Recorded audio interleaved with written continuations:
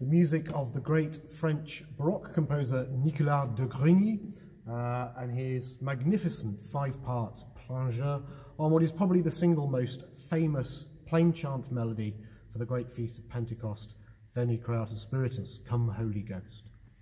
That's going to be the theme for the final of our 10 organ recitals this year on the heritage connection between the plain song of the ancient Roman liturgy and what we do back here in the organ lofts of the world and the music of the organ composers of the Baroque period.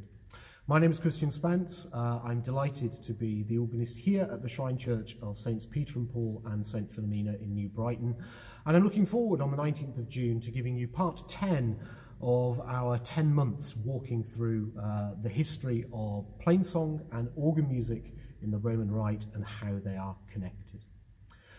Just a week or so ago, we celebrated the great feast of Pentecost, the single greatest feast of the church's year, essentially the birthday of the church. And that great sense of solemnity has inspired the composers throughout the ages, but particularly here in the Baroque period where we focused, to write some of their most magnificent music, so much of which is based directly, as we've just heard from Nicolas de Grigny here, on the plain chant of the Roman Church, this one from Veni, Spiritus.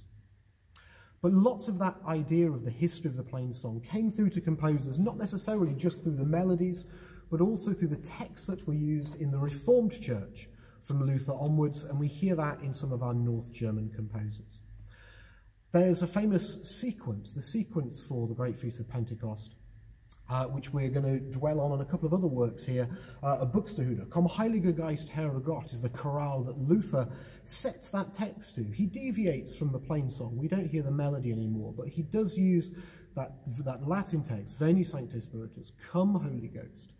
And he uses the text of this sequence of the Mass to form this new chorale, Komm Heiliger Geist, Herr Gott, Come Holy Ghost, our God. And one of the things we see, one of the images of Pentecost, is this great rushing wind that comes down onto the apostles. And the composers use that figurative idea of this rushing wind throughout a lot of their works. So here's just a few bars of Buxtehude's actually very simple chorale prelude on Komm Heiliger Geist.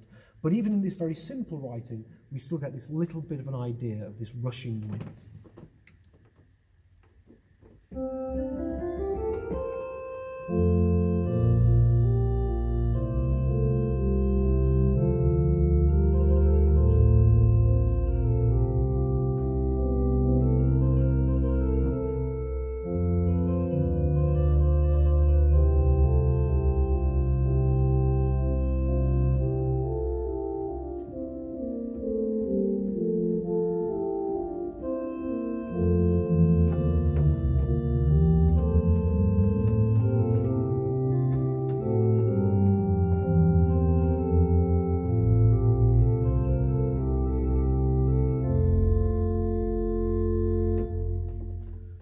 And so this use of rapid scalic figures, of running semiquavers, is really common to a lot of these works. And of course, as you might not be surprised to hear at 10 recitals into this now, the master, of course, Johann Sebastian Bach, had his own take on this.